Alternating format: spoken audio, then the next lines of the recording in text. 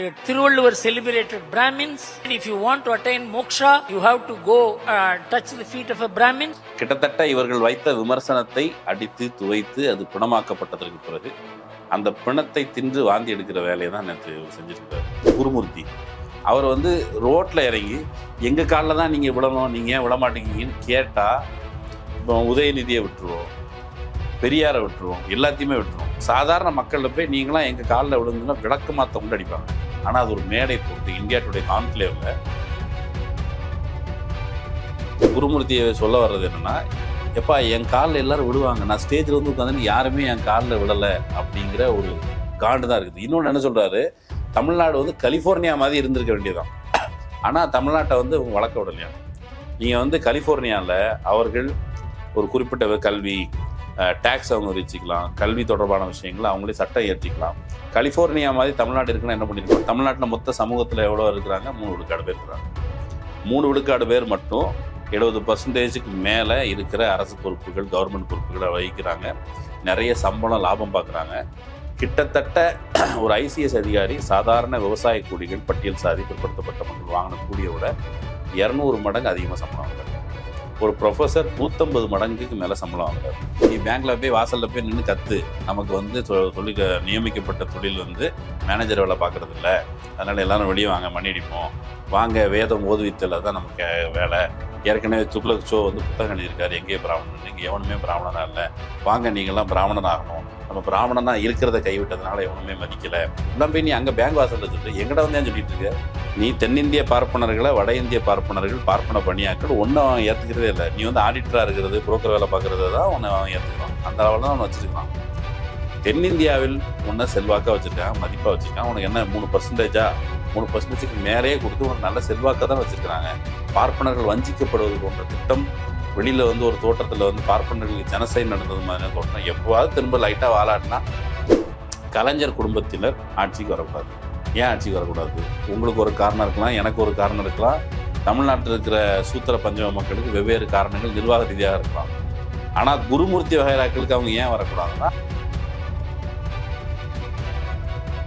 உண்மையிலேயே மக்களுக்காக செய்கிறோம் என்பதை நீங்கள் நம்பினால், வாய்ப்பு இருந்தால் இந்த ரேசர் பே QR கோடுக்குள்ளே நீங்கள் அதை ஸ்கேன் பண்ணி எங்களுக்கு உங்களால் இயன்றதை, விருப்பம் இருந்தால் ஆதரவு தெரிவிக்கலாம். அரண்சை நேயர்களுக்கு வணக்கம். நான் மதன் நிர்வலகன். இன்று நமது சிறப்பு விருந்தினர் தோழர் மகிழன் அவர்கள். நிறைய விஷயங்கள் விவாதிக்க இருக்கிறோம், அவரை வரவேற்கலாம். வணக்கம் தோழர். நேற்று கோவையில் நடந்த இந்தியா டுடே கான்க்ளேவ், அதில் நிறைய நிகழ்ச்சிகள் நடந்திருக்குது. அதில் குறிப்பாக குருமூர்த்தி பேசிய விஷயங்கள் ஒரு சர்ச்சையாயிருக்குது. பெரிய அளவில் இல்லைனாலும் கூட நிறைய பொய்யான தகவல்களை சொல்லியிருக்கிறாரு. ஏற்கனவே பதில் சொல்லி சலிச்சு போன விஷயத்த கூட மறுபடியும் சொல்லியிருக்கிறாரு. அப்படிலாம் எடுத்து போட்டு சமூக ஊடகங்களில் விவாதங்கள் நடந்துகிட்டு இருக்குது. குருமூர்த்தியுடைய அந்த மொத்த பேச்சு, அதன் சாராம்சம் பற்றி உங்களுடைய பார்வை என்ன? தமிழ் சமூகம் பொதுவாக குருமூர்த்தி ஷோ இந்த வகைரா பேசும்போது என்ன சொல்லுது புனந்தின்னி அப்படின்னு தான் முதல்ல எதிர்கொள்வாங்க. இவரும் நேற்று அந்த புனந்தின்னி மாதிரி தான் பேசியிருக்கிறாரு. கிட்டத்தட்ட இவர்கள் வைத்த விமர்சனத்தை அடித்து துவைத்து அது பிணமாக்கப்பட்டதற்கு பிறகு அந்த பிணத்தை தின்று வாந்தி எடுக்கிற வேலையை தான் நேற்று இவர் செஞ்சிருக்கிறாரு. முதல்ல அவர் பெரியார் குறித்து விமர்சனம் வைக்கிறாரு. பெரியார் தான் தமிழ்நாட்டுக்கு எடுத்துட்டாரு. துணை முதலமைச்சர் உதயநிதி அவர்கள் பேசின அந்த சனாதனம் தொடர்பாக கொசு மாதிரி இதை மூட்டைப்பூச்சி மாதிரி இது ஒழிக்கப்பட வேண்டியது, இதை அழிக்கலாம் முடியாது, இதை கண்ட்ரோல்லாம் பண்ண முடியாது, ஒழிக்கத்தான் வேணும் அப்படின்னு சனாதன ஒழிப்பு மாநாட்டில் பேசினார்ல, அதை போட்டு காமிச்ச உடனே அந்த ஆளுக்கு முகத்தில் ஈயாடலை, டென்ஷன் ஆயிட்டாரு. அந்த ஆள் இவராது சாதாரணமாக பேசுகிறாருங்க, கொஞ்சம் ஜென்டில்மேனாக பேசுகிறாரு, முன்னாடிலாம் போட்டு அடி நாங்கள் எங்களுக்கு எவ்வளோ வலி வலிச்சது தெரியுமா. என்ன கேள்வி கேட்கப்பட்டது? பார்ப்பனர்கள் எந்த வகையில் சொந்த ஜாதி, நீங்களே எல்லாத்தையும் எப்படி அனுபவிக்கிறீங்க, அரசு பதவிகள் நீங்கள் பார்ப்பனர்களும் கடல் தாண்டக்கூடாது, கடல் தாண்டி போகிறீங்க, இந்தியாவில் இருக்க பெரும்பான்மை அரசு உயர் பதவிகளில் நீங்கள் வாழ்கிறீங்க, எல்லாத்தையும் அனுபவிச்சுட்டு இருக்கும் பொழுது எங்களுடைய பங்கு என்ன என்று தான் கேட்கப்பட்டது. முதல் கேள்வி அதுதான், வேற எதுவுமே இல்லை. அதில் அவங்க வழக்கமாக பாரம்பரியமாக சொல்கிறதுன்படி நாங்கள் வசந்த ஜாதின்னு திரும்ப திரும்ப நிலைநாட்டுவதற்கான முயற்சி, எங்களுக்கான மெரிட் இப்படிலாம் சொல்லி ஒரு சதி வேலை செய்த பொழுது அதற்கு எதிராக, ஏன்டாப்பா நீ எப்படிப்பா மேல் ஜாதி எங்களை விட, நீ எங்களை மாதிரி தானே இருக்கிற அப்படிங்கிற கேள்வி எழுப்பப்பட்டது, அடிப்படை கேள்வி. அதையே பெரியார் கேள்வி கேட்டார். இல்லை, அவர் அதை பெருசாக நினைக்கல.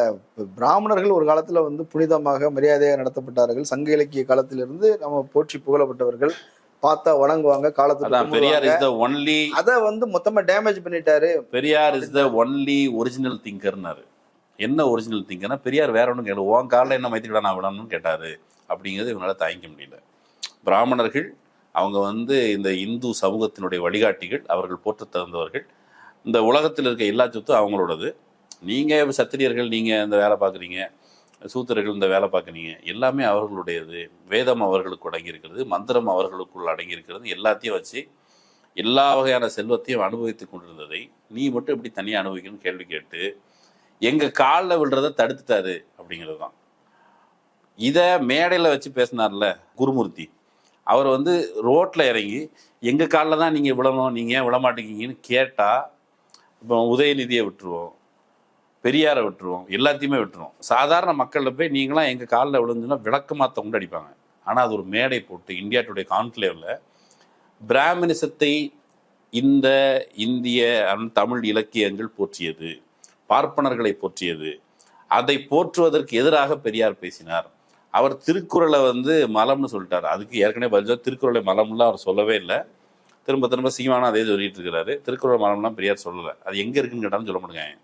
அதே விஷயத்தை திரும்ப திரும்ப ரிட்டையரேட் பண்ணி ரஸ்தீப் உங்களுக்கு தெரியாது அவங்க என்ன பாடுபடுத்திருக்காங்கன்ட்டு அவர் என்ன கேட்குறாரு, ஏங்க பெரியார் என்ன பண்ணாரு, அவங்களுடைய பாலிடிக்ஸ் படி ஒரு சமத்துவமான சமுதாயம், உதயநிதி உள்ளிட்டவர்களுக்கு அதே சமத்துவமான சமுதாயம், ஒரு எகலிட்டேரியன் சொசைட்டியை உருவாக்குறதுக்கு முயற்சி பண்ணுறேன்னு சொல்கிறாங்க. நீங்கள் வந்து சாதி இந்த மாதிரி விவகாரங்களை வச்சு ஏற்றத்தாழ்வான சமூகத்தை ஒரு ஐடியல் மாடல்னு சொல்கிறீங்க. இதுதானே அவங்களுக்குமான பிரச்சனைன்னு கேட்டால், இந்து தர்மங்கள் வேதங்கள் இதெல்லாம் ஏற்றத்தாழ்வை போட்டுக்கிறதே அப்படிங்கிற கேள்விக்கு அவர் பதிலே சொல்ல. இவங்க தான் கெடுத்துட்டாங்க அப்படிங்கிற விஷயத்தை சொல்லிட்டு இருக்காரு.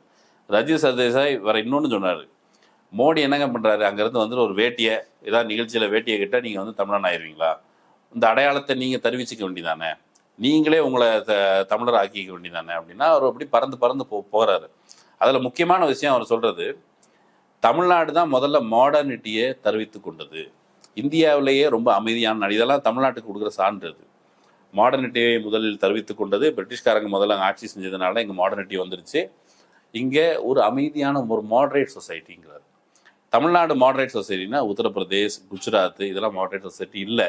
இதே துக்ளக், குருமூர்த்தி, சோ எல்லாருமே சேர்ந்து எதை வழிமொழிந்தாங்க, குஜராத் மாடலை வழிமொழிஞ்சாங்க. ஆனால் தமிழ்நாடு வாயால் என்ன வருது, தமிழ்நாடு ஒரு மாடரேட்டான சொசைட்டி. கொஞ்ச நாள் இந்த பேட்டிக்கெலாம் இடையில ஒரு ரஜ்தீப் வந்து சில ஒரு பெண்ணு ஆண் எல்லாத்தையும் பேசிகிட்டு இருக்காங்க. ஒரு பொண்ணு சொல்லுது, நான் வேறு மாநிலத்தில் போய் வேலை பார்த்துருக்கேன், ஆனால் சென்னை மாதிரி ஒரு சேஃபான ஒரு நகரம் கிடையாது. அப்புறம் கேரளாக்கார பெண் வந்து எங்கள் ஊர் மாதிரி செக்யூலரான ஒரு பகுதி கிடையாது. அப்புறம் இன்னொரு நபர் சொல்கிறாரு, சார் சவுத்துக்கு வந்தால் இந்து முஸ்லீம் இந்த சண்டையை பற்றிலாம் இருக்காது சார், நீங்கள் ஐடி கம்ப்யூட்டரு சயின்ஸு பாலிட்டிக்ஸு இந்த விஷயங்கள ஒரு மேம்பட்ட நிலையில் தான் விவாதம் நடக்கும் அப்படின்னு இங்கே இருக்கிறவங்க சொல்கிறாங்க. இதுக்கு பிறகு தான் துக்ளக் குருமூர்த்திட்டு வர்றாரு. துக்ளக் குருமூர்த்தி என்ன சொல்கிறாரு, நம்ம அந்த விவாதங்களுக்கு போக முடியலையே, நாங்கள் வசந்தவங்க ஏற்றுக்க மாட்டேங்கிறாங்க. இதே துக்ளக் குருமூர்த்தி என்ன பண்ணார், இந்த மதுரையில் நடந்த தேவேந்திர குல வேளாளர் பட்டியல் வெளியேற்ற மாநாடுன்னு சொல்லி ஒரு ஆர்எஸ்எஸ்காரன் அவன் நடத்தின மாநாட்டுக்கு போயிட்டு, உங்களை மாதிரி சுயமரியாதையான ஒரு சாதியை நாங்கள் பார்த்ததே இல்லை, நீங்களே ரிசர்வேஷன் வேணான்னு சொல்கிறீங்க, இந்தியாவில் எந்த ஜாதியுமே விட்டு விடுக்காது, நீங்கள் அவ்வளோ பெரிய ஜாதியா அப்படின்னு சொன்னான். அப்போ அந்தந்த சாதிகள் தங்கள் சாதி பெருமைகளை பேசிக்கொண்டு இந்த சமூக நீதி இந்த உரிமைகளை விட்டு விட்டால் என்ன நடக்கும் அப்படின்னு ஒரு எடுத்துக்காட்டுக்கு. பிரிட்டிஷ்காரன் ஆட்சிக்கு வர்றான். ஆட்சிக்கு வர்றதுக்கு முன்னாடி இவங்க மந்திரம் ஓதிட்டு இருந்தாங்க, கோயிலை வச்சு கோயிலோட நிலத்தை வச்சு ஆட்டையை போட்டுட்டு அவங்க வாழ்ந்துட்டு இருந்தாங்க. பிரிட்டிஷ்காரன் வர்றான், மாடர்னிட்டி வருது. மாடர்னிட்டி வந்தவொடனே என்ன நடக்குது, அரசு நிறுவப்படுது, அந்த அரசுகளுடைய வேலைகள் கிடைக்குது, கல்லூரிகள் நிறுவப்படுது, கல்லூரிகளில் 70 விழுக்காடு பார்ப்பனர்களே இருக்கிறாங்க. அப்புறம் வந்து ஐசிஎஸ் ஆஃபீஸர்ஸ் 70 விழுக்காட்டுக்கு மேலே பார்ப்பனர்கள் இருக்காங்க. தமிழ்நாட்டில் மொத்த சமூகத்தில் எவ்வளோ இருக்கிறாங்க, 3 விழுக்காடு பேர் இருக்கிறாங்க. 3 விழுக்காடு பேர் மட்டும் 70% மேலே இருக்கிற அரசு பொறுப்புகள் கவர்மெண்ட் பொறுப்புகளை வகிக்கிறாங்க, நிறைய சம்பளம் லாபம் பார்க்குறாங்க. கிட்டத்தட்ட ஒரு ஐசிஎஸ் அதிகாரி சாதாரண விவசாய கூலிகள் பட்டியல் சாதி பிற்படுத்தப்பட்ட மக்கள் வாங்கின கூலியை விட 200 மடங்கு அதிகமாக சம்பளம் வாங்குறாரு. ஒரு ப்ரொஃபஸர் 150 மடங்குக்கு மேலே சம்பளம் வாங்குறாரு. ஏன் ப்ரொஃபஸர்லேயே தமிழ் ப்ரொஃபஸருக்கு 100 ரூபா சம்பளம், சமஸ்கிருத ப்ரொஃபஸருக்கு பெரியார் 1000 ரூபா சம்பளம். இந்த விஷயங்கள்லாம் பார்த்து திராவிட இயக்கங்கள் தமிழ் சமூகத்தின் பிரதிபலிப்பாக எதிர்த்தது. தமிழ் சமூகத்துக்குள்ள குமஞ்சிக்கிட்டு இருந்த அந்த போராட்டம், நம்மளை வந்து இப்படி ஒடுக்குறாங்களேன்னு குமஞ்சிக்கிட்டு இருந்தபோது, எங்கள் மக்களும் படிக்க தகுதியானவர்கள், நாங்கள் படித்தால் முன்னேற முடியும்னு சொல்லி ஒரு குரல் எழுப்பி தமிழ் சமூகம் நாங்க வந்து படிக்க தகுதியானவர்களா, எங்க சூத்திரன்னு சொல்றியா, நாங்கள் படிக்க தகுதி இல்லாதவர்கள் சொல்றியா, எங்களை அடிமைகள்னு சொல்றியா, நாங்களும் படிக்க தகுதியானவர்கள், எங்களுக்கு கல்வி வரும், எங்களுக்கு அறிவு இருக்கு, மூளை இருக்கு, நாங்க வெறும் விவசாய குடிகளை மட்டும் இருக்க கடமைப்பட்டவர்கள் அல்ல, பண்ணை அடிமைகளாக மட்டும் இருக்க கடமைப்பட்டவர்கள் அல்ல, நாங்க வந்து கல்லிறக்க மட்டும் கடமைப்பட்டவர்கள் அல்ல, நாங்க எல்லாத்துக்கும் தகுதியானவர்கள் தான் ஒரு குரல் உள்ளுக்குள்ள இருந்துச்சுல்ல. அதற்கான ஒரு வடிவம் கொடுக்க முடியாம தமிழ் மக்கள் இருந்தாங்களே, அப்படி ஒரு வடிவம் கொடுத்தவர் பெரியார். அப்படி பெரியார் வடிவம் கொடுத்துட்டாரே, அந்த இதுல மொத்தமா சொன்னது எங்களை வந்து பிராமணர்களை காலத்தொட்டு கும்பிடுவாங்க, இப்ப மதிக்க மாட்டேங்கிறாங்க அவருடைய ஆதங்கம். இல்ல இப்போ துக்ளக் ஷோ வந்து தொடர்ந்து எழுதிட்டு இருந்தது என்ன அப்படின்னா, பெரியார் வந்து ஒரு அறிவாளிலாம் கிடையாது, இன்டெலெக்சுவல்லாம் கிடையாது, சமூகத்தை மேம்படுத்தணுங்கிற எண்ணெல்லாம் அவர் கிடையாது. அவர்கிட்ட இருந்தது எல்லாமே துவேஷம். பிராமணர்கள் நல்லா இருக்கிறாங்க, அவங்க வந்து படிச்சிருக்கிறாங்க, அறிவாளியா இருக்கிறாங்க, அதை பார்க்க பொறுக்காம அவர் மேல வெறுப்பை உமிழ்ந்து கொண்டிருந்தார். மொத்தமாவே அவர்கிட்ட இருந்தது துவேஷம் தான் அப்படின்றத தொடர்ந்து எழுதியிருக்கிறார். நான் ஒரு 20 வருஷமா அதை ஃபாலோ பண்ணதுனால சொல்றேன். அப்ப அந்த துவேஷம் அப்படிங்கிறது பெரியார்கிட்ட அதிகமா இருந்ததோ? பெரிய பாப்பான்னா திட்டணும் அப்படிங்கிற மாதிரி, வாடன்னா அடிக்கணுங்கிற மாதிரி இருந்தாரோ? பாப்பான்னா திட்டணும்னா பெரியார் இருக்கவே இல்லை. பெரியார் வந்து முதல்ல சாதாரணமாக தான் மெல்ல மெல்ல காங்கிரஸ்ல இருக்கிறாரு. இதே ஒரு குருமூர்த்தியும் சொல்றாரு, காங்கிரஸ்ல இருந்தாருங்க, காங்கிரஸ் மேன். அப்புறம் வந்து அது கடந்து போறாரு, பிராமின்ஸ் டாமினேட் பண்ணாங்கிறது கடந்து போறாரு. அவரை டாமினேட் பண்ணதுக்கு எதிராக அவர் கேள்வி கேட்கும்போது பிராமணர்களை ஓரங்கட்டுறாரு. என்ன டாமினேட் பண்ணாங்க? ஒரு பொது வெளியில. இப்போ வந்து பெரியாருக்கு தன்னுடைய தந்தை அவரோட இருக்க அனுபவம், அது மட்டும் இல்லாமல் பெரியார் வந்து காசிக்கு ஒரு ஆன்மீகவாதி போல ஆன்மீக தேடல்ல அவர் அங்கே போனார்ல காசிக்கு. காசியில் வந்து அவருக்கு பூணூல் போடலன்னு சொல்லி சோறு கூட போட மாட்டாங்க, பட்டினி போடுறாங்க. இப்போ இந்த பார்ப்பனர்களுக்கு கிடைச்ச சமூக அங்கீகாரம், சமூக செல்வாக்கு, சமூக வளம், இது எல்லாத்தையும் இவ்வளோ அனுபவிச்சுட்டு இருக்கிறாங்களே பிறப்பின் காரணமாகவே, அதை வந்து இவர் வந்து கேள்வி கேட்கிறார். மெல்ல மெல்ல இந்த கேள்வியின் வீரியம் மெல்ல மெல்ல விரிவாகிறதுக்கு காரணம் இவங்க நேர்மையா, ஆமாம்மா கரெக்டு தான், நாங்கள் மட்டுமே அனுபவிச்சுட்டு இருக்கோம், 3% இருக்கவங்க 70% எதுங்க, 3% ஒரு 10% கூட ஓகே, 70% நீ அனுபவிப்பியா அப்படிங்கிற பொழுது அந்த விஷயங்கள் வருது. இப்போ திருநெல்வேலியில் கல்றக்குறிச்சி பகுதிகளில் வங்கிகள் பிராமணர்களே நடத்திருக்காங்க. அவ்வளவும் நீங்கள் மூலதனத்தை எங்கேருந்து தேடுறாங்க? கீழே இருந்து மக்கள்கிட்ட இருந்து வட்டியை கொடுத்து நீங்கள் வரி வசூல் பண்ணி இப்படி மூலதனத்தை காசை திரட்டி கிட்டத்தட்ட இந்த பால்ல இருந்து வெண்ணெய் எடுக்கிற மாதிரி இந்த நாட்டில் உழைக்கிற மக்களுடைய உழைப்பெல்லாம் திருடி சேர்த்து அதில் நல்ல சத்தான விஷயங்களை கொண்டு போயிட்டு ஒரு இடத்துல உட்காந்துக்கிறாங்க. பிரிட்டிஷ் ஆட்சியில் இவங்க அவங்களுக்கு சாதகமான வேலைகள் செஞ்சுட்டு இருக்கும் பொழுது அது வரைக்கும் இவங்க வந்து என்ன பண்ணிட்டு இருந்தாங்க? பிரிட்டிஷ் ஆட்சி நல்லது, மேன்மை தங்கியவர்கள்லாம் பேசிட்டு இருந்தாங்க. அவங்களுக்கே இந்த விடுதலை போராட்ட உணர்வை எப்போ வந்திருக்கும்னு நான் புரிஞ்சுக்கிறேன்னா, அந்த உயர் சாதிகளுக்கு நீங்கள் வந்து கீழே இருந்து எனக்கும் பங்கு கொடுன்னு கேட்கும் பொழுது அப்போ தான் அவங்களுக்கு அந்த குரலே வரும். இடஒதுக்கீடு நடைமுறைக்கு வரும்போது சம பங்கு வேணும் அப்படிங்கிற கேள்வியெல்லாம் வருது. மாண்டகோ செம்ஸ்ஃபோர்ட் ரிஃபார்ம் இதெல்லாம் வர்றதுக்கு முன்னாடி இங்கே பிற்படுத்தப்பட்ட மக்கள், பட்டியல் சாதி மக்களுக்கு போதுமான அளவு பிரதிநிதித்துவம் கிடையாது. அப்போ மெல்ல மெல்ல சீர்திருத்தங்களை பிரிட்டிஷ்காரன் செய்யும் பொழுது எப்பா இவங்ககிட்ட இருந்தால் சரிப்பட்டு வராது, இந்த நாட்டை வந்து அவன்கிட்ட கொடுத்துருவான்னு சொல்லி பதட்டம் அவர்கள்ட்ட அப்படி தான் இருந்தது. கீழே இருந்தும் ஒடுக்கப்பட்ட மக்கள்கிட்ட விடுதலை உணர்வு இருந்தது வேற விஷயம். இதை அவர் வந்து மாடர்னிட்டியை தெரிவித்து கொண்டது. மாடர்னிட்டிங்கிறது என்ன? இந்திய துணைக்கண்டத்தை பொறுத்தவரை மாடர்னிட்டிங்கிறது என்ன? பிறப்பின் அடிப்படையில் நீ கீழ்னு எவனா சொன்னால் நான் ஒரு மயிரும் கீழ் கிடையாது, நான் அதுக்கு ஏற்றுக்கணும். இப்போ ஐயாவளி அவர் வந்து தோலை வந்து இந்த துண்டை வந்து தலையில் கட்டுன்னு சொன்னார்ல, அது பேர் மாடர்னிட்டி.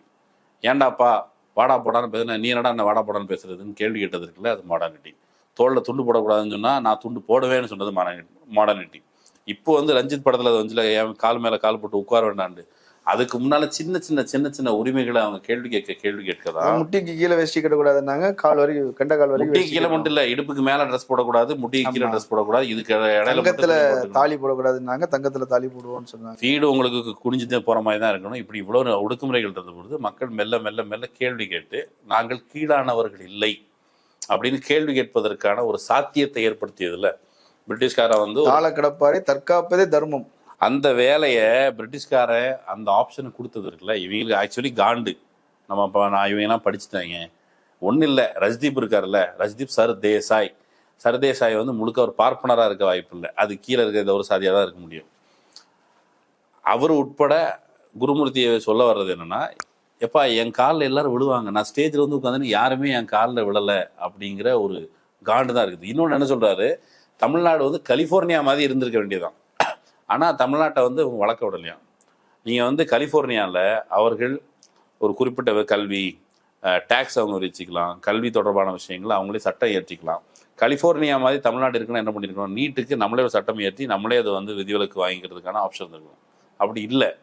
அதே அரங்கத்தில் இவர் வழக்கறிஞர் சரவணன், திமுக வழக்கறிஞர் சரவணன் வந்து, நீ கலிஃபோர்னியா மாதிரி இருக்குன்னா கலிஃபோர்னியா மாதிரி எங்களுக்கு சுயேட்சான உரிமை கொடுறா, எங்கள்கிட்ட இருக்க எல்லாத்தையும் பறித்து வச்சுக்கிட்டு நீ வந்து கலிஃபோர்னியா மாதிரி இருக்கணும்னா, அந்த இதில் பேசிகிட்டு இருக்கும்போது தமிழ்நாட்டை பற்றி என்ன நினைக்கிறீங்கன்னு கேட்கும்போது, தமிழ்நாடு அமைதியானதுன்னு சொல்கிறாரு, இங்கே வாழ்ந்திருக்கிறேன், தமிழ் வழியில் படித்திருக்கிறேன், நன்றியோடு இருக்கணும்லாம் சொல்கிறாரு.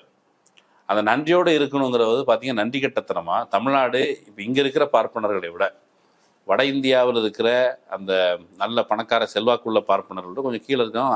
அவங்களையும் வறுமையில் இருக்காங்க, கஷ்டப்படுறாங்க. இப்போ இங்கே ஒரு பார்ப்பனரை பார்த்தேன், ரேப்பிடோ ஓட்டுறாரு, அவர் பேர் பாண்டே ரேப்பிடோ ஓட்டுற நிலைமையில தான் அந்த ஊர் இருக்குது. நம்ம ஊரில் அப்படி வச்சிருக்கல. அப்போது பெட்டராக வச்சிருக்கும்போது அதை குறித்த நன்றி உணர்வு இல்லாமல் பிற்படுத்தப்பட்டவர்கள், பட்டியல் சாதிகள் அனுபவிக்கிறாங்க குறித்த எரிச்சல், அந்த எரிச்சலில் தான் அவருடைய மொத்த உரையிலும் வெளிப்பட்டுச்சு. திராவிட இயக்கம் வந்து கெடுத்துருச்சு, நல்லா இருந்திருந்தாங்க, இலக்கியங்கள் எல்லாமே பார்ப்பனர்களை போற்றியது, அவர்களை தெய்வமாக வணங்கியது, காலில் விழ சொல்லிச்சு, இவர் அதை கெடுத்து விட்டாரு அப்படிங்கிறது தான். அது வந்து வேற சில விஷயங்கள் சொல்றாரு இல்லையா? இப்போ இந்த விஷயங்கள் பொதுவான விஷயங்கள், ஆனால் வரலாற்று ரீதியாகவே வந்து நீங்க வந்து தமிழ் தனித்துவமான மொழி, அதுக்கு ஒரு தனியாக இலக்கணம் இருக்குதுலாம் சொல்றீங்க. ஆனால் பாணினியிலிருந்து தான் வந்து இலக்கணங்கள் இங்கே உருவாக்கப்பட்டிருக்குது. தொல்காப்பியரே அப்படித்தான் எழுதியிருக்கிறாரு. ஸோ நீங்க மொத்தமா வரலாற்று திரிக்கிறீங்க, இந்திய கல்ச்சரை வந்து உடைக்க பாக்குறீங்க, எல்லாமே சமஸ்கிருதத்துல இருந்து உருவானது தான், பாணினியில. அதை மட்டும்தான் அந்த ஆள் சொல்லலை, சமஸ்கிருதத்துல இருந்து வந்ததுன்னு மட்டும்தான் சொல்லலை.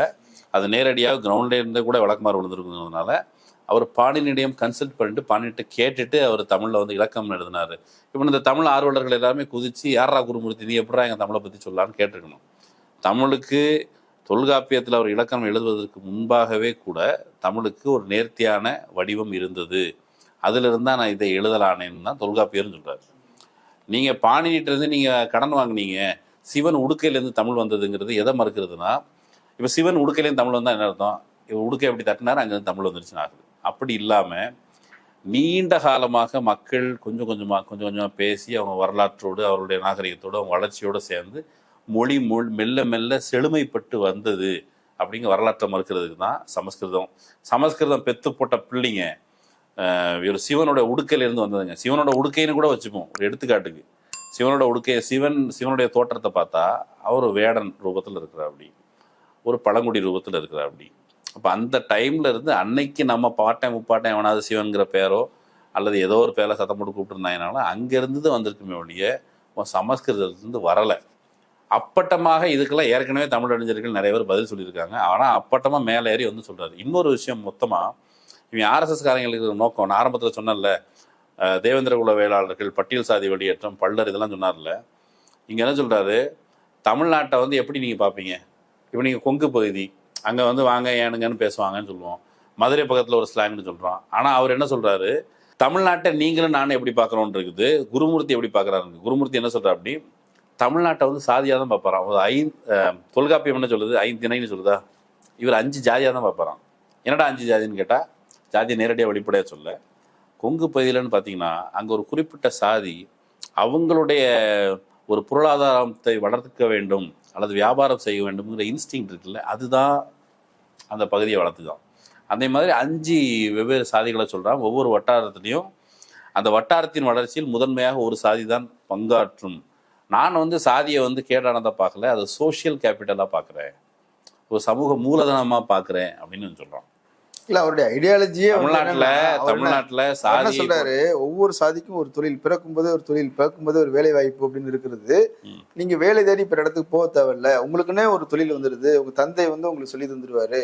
சோ ஒவ்வொருத்தரும் வாழ்வதற்கு உத்தரவாதம் சொல்லக்கூடாது. நீ பேங்க்ல போய் வாசல்ல போய் நின்று கத்து, நமக்கு வந்து தொழில் நியமிக்கப்பட்ட தொழில் வந்து மேனேஜர் வேலை பார்க்கறது இல்லை, அதனால எல்லாரும் வெளியே வாங்க, மணி அடிப்போம் வாங்க, வேதம் ஓதுவித்தல் தான் நமக்கு வேலை. ஏற்கனவே துக்ளக் ஷோ வந்து புத்தகம் எழுதியிருக்காரு, எங்கே பிராமணன், இங்கே எவனுமே பிராமணனா இல்லை, வாங்க நீங்கள்லாம் பிராமணன் ஆகணும், நம்ம பிராமணனா இருக்கிறத கைவிட்டதுனால எவனுமே மதிக்கலை, இப்படிலாம் போய் நீ அங்கே பேங்க் வாசலில் சொல்லு, எங்கடா வந்து ஏன் சொல்லிட்டு இருக்க, நாங்கள் மதிக்கலைன்னு ஆயிடுச்சு. ஏன் மதிக்கிறது இல்லை? இன்னைக்கு அனைத்து சாதியினர் அர்ச்சகராகலாம்னு சொன்னால் கோர்ட்டில் கேஸ் போடுறது யாரும் ஒரு பார்ப்பான். கேஸ் போட்டு என்ன சொல்கிறான், இவங்கெல்லாம் நம்ம கோயிலில் விடக்கூடாது, அதெல்லாம் பாரம்பரியமாக அவங்க வந்து இந்த விஷயங்கள்லாம் கற்றுருக்கணும், ஆகம முறைப்படி இவர்கள் அனுமதிக்கப்பட்டவர்கள் அல்ல, இந்த சிவாச்சாரியார், பட்டாச்சாரியார் இவங்கெல்லாம் வர்றவங்க குறிப்பிட்ட கோத்திரத்தை சேர்ந்தவர்களாக இருக்கணும். இதெல்லாம் நீ சொல்லும் போது திமிர் எடுத்து போய் உனக்கு தகுதி இல்லாத நீ யாரா என்ன சொல்றதுக்குங்கிற கேள்வி வருது. அதையெல்லாம் விட்டுட்டு துக்ளக் ஷோ இவர் என்ன சொல்றாரு, ஒரு சாதிக்கு ஒரு தொழில் உண்டு, சாதிக்கு ஒரு தொழில் உண்டு. அன்னைக்கு ஒருத்தர் வந்து இதையும் கூட பேசல, அன்னைக்கு ஒருத்தர் ஃபோன் பண்ணி நீங்கள் வந்து நாடார்களை இழிவுபடுத்திட்டீங்கன்னு ஒருத்தர் பேசினார். என்னங்க இழிவுபடுத்தினாங்கன்னு கேட்டேன். அப்படி இப்படி ஒரு உங்களை சொல்லி தான் சொன்னார், நீங்கள் வந்து அப்படி பேசிட்டீங்க இப்படி பேசிட்டீங்கன்ட்டு. என்ன ஆச்சு அப்படின்னு கேட்டால், நாடார்கள் பனை ஏறுவதால் இழிவு ஏற்பட்டு விட்டது அப்படின்னு சொல்கிறாங்க. பனை ஏறுவதால் இழிவு ஏற்படுத்தலை, அவங்க அந்த வேலையை பார்த்துட்டு இருந்தவங்களுக்கு மேலே இழிவை சுமத்துறதுக்கு ஒரு காரணத்தை சொன்னாங்க. நான் என்ன கேட்டேன், சரிங்க இளவு யார் வீட்டிலலாம் விழுது, எந்த ஜாதி வீட்டிலலாம் இளவு விழுவோம்னா அது எல்லா ஜாதி வீட்லேயும் விழும், பணம் எல்லா வீட்லேயும் விழும்ல, ரைட்டு. பிணம் மறிக்கிறது எந்த சாதிங்க, அது நம்ம ஆதி தமிழ் குடிகள். யார் அவங்க அப்படின்னு கேட்டேன். ஆதி தமிழ் குடிகள்ங்க, யாருங்க அது? அது நம்ம அந்த பறையர் சாதியை சேர்ந்தவங்க. அவங்களே நீ ஆதி தமிழ் குடின்னு சொல்கிறீங்க, ஆதி தமிழ் குடிங்க ஏன் அவங்கள பணம் அரிக்கிற இடத்துல வச்சுருக்கீங்க? இல்லை அவங்க தான். நான் என்ன கேட்டேன், எல்லா ஜாதியிலும் பணம் உள்ளதில்லை, அவன் ஜாதி பணத்தை அவன் எடுக்க வேண்டியதானே, எதுக்கு ஒரு ஜாதியை நியமித்து வச்சுருக்கீங்க? சரி, கல் எந்த ஜாதியெலாம் குடிக்கும்னு கேட்டேன். கல் எந்த ஜாதின்னு எல்லாரும் குடிப்பாங்க, கல் எல்லா ஜாதியும் வலிச்சு நக்கும், நாடார்கள் மட்டும் உங்களுக்கு வந்து பணம் ஏறணுமா? இது என்னது? இதுக்கு பேர் தான் சாதி அடிப்படையான தொழில். ஒரு குறிப்பிட்ட சாதியை இப்போ ஒவ்வொரு மனிதனுக்கும் ஒரு எண்ணற்ற வகையிலான ஆற்றல்கள் இருப்ப வாய்ப்புண்டு. அதை எக்ஸ்ப்ளோர் பண்ணுறதுக்கான ஆப்ஷனே மறுத்து அவனை ஒரு கைவினைஞர் போலவே அவனை சுருக்கிறது. இப்பவும் கூட அவங்க மோடி கொண்டு வந்திருக்க திட்டம் அப்படி தானே, அது என்னது விஸ்வகர்மா யோஜனா. இதுதான் அவங்க புத்தியில் இருக்குது. நீங்கள் இங்கே பாருங்கள், இங்கேயும் கூட திரும்ப தமிழ்நாட்டில் பிஜேபி ஆட்சிக்கு வரணும்னு சொல்கிறாங்க, எடப்பாடி வரணும், அது வரணும், பிஜேபி ஆட்சிக்கு வரணும். பிஜேபி ஆட்சியை பற்றி என்னுடைய விஷன் என்னன்னு கேட்டால், சாதிக்கு ஒரு தொழில் இருக்கணும். அப்போ சாதி அடிப்படையிலான ஏற்றத்தாழ்வு திரும்பி நிர்வகிப்பதற்காகத்தான் இவங்க பேசுகிறாங்க. இப்போ வந்து அவங்கள அடிப்படையில் என்ன கரெக்டாக சொன்னால், கலைஞர் குடும்பத்தினர் ஆட்சிக்கு வரக்கூடாது. ஏன் ஆட்சிக்கு வரக்கூடாது? உங்களுக்கு ஒரு காரணம் இருக்கலாம், எனக்கு ஒரு காரணம் இருக்கலாம், தமிழ்நாட்டில் இருக்கிற சூத்திர பஞ்சம மக்களுக்கு வெவ்வேறு காரணங்கள் நிர்வாக ரீதியாக இருக்கலாம். ஆனால் குருமூர்த்தி வகைராக்களுக்கு அவங்க ஏன் வரக்கூடாதுன்னா, அவர்கள் ஆள தகுந்தவர்கள் அல்ல, அவர்கள் சாதி அடிப்படையில் வேற சாதிக்காரங்க, அவங்கள வந்து கோயிலில் மேலே அடிக்கிற சாதி சொன்னானா இல்லையா, பாண்டே சொன்னானா இல்லையா? அதே மாதிரி தான் குருமூர்த்திக்கு மனசுக்குள்ள இருக்கிற வெஞ்சன்ஸ் வந்து இவர்கள் ஆள தகுதியற்றவர்கள். சரி, கலைஞரோட முடிஞ்சு போச்சா, ஸ்டாலினோட முடிஞ்சு போச்சா? அவருடைய மனசுல அவர் சொன்னார்ல, இவரெல்லாம் ஒரு ஆம்பளையான்னு சொல்லி ஓபிஎஸ் கேட்டார். அதுக்கு என்ன அர்த்தம்? ஓபிஎஸ் ஆள தகுதியற்றவர், அப்புறம் இபிஎஸ் அவரும் ஆள தகுதியற்றவர் தான், இபிஎஸும் அவரை பொறுத்தவரை சுத்துறது தான். இந்த கண்ணோட்டத்தில் இருக்கிற ஒருத்தன் ஒன்று ப்ரெசென்ட் பண்ண வர்றான். நீங்கள் மேடையில் கூப்பிட்டு அவரை பெரிய அறிவாளி நீ வரிசை கட்டி போய் சொல்கிற, தொல்காப்பியத்தை பற்றி போய் சொல்கிற, பெரியார் வந்து தமிழை மலம்னு திருக்குறளை மலம்னு சொன்னாருங்கிற, தமிழ் இலக்கியங்கள் பார்ப்பனியத்தை போதித்தார், அது ஒன்று தான் கரெக்டாக சொன்னான். பெரியார் ஒரிஜினல் திங்கர், அவர் பார்ப்பனியத்தை உயர்த்தி பிடித்ததால் கண்டித்தார். ஆமாம், கண்டிச்சாரு. என்ன கீழ்னு சொல்கிறது இலக்கியமாக இருக்கட்டும் அல்லது இன்டர்நேஷ்னலாக எது வேணாலும் இருக்கட்டும், அதை பற்றி கேள்வி கேட்பது பெரியார் தான் கேட்கணும். இல்லை சாதாரண மக்கள்கிட்ட இந்த இலக்கியத்தில் நீங்கள் இந்த குருமூர்த்தி காலில் எவ்வளோ சொல்லியிருக்காங்க, இந்த இலக்கியத்தில் இருக்குது எவனாலும் சொல்லுங்கள்.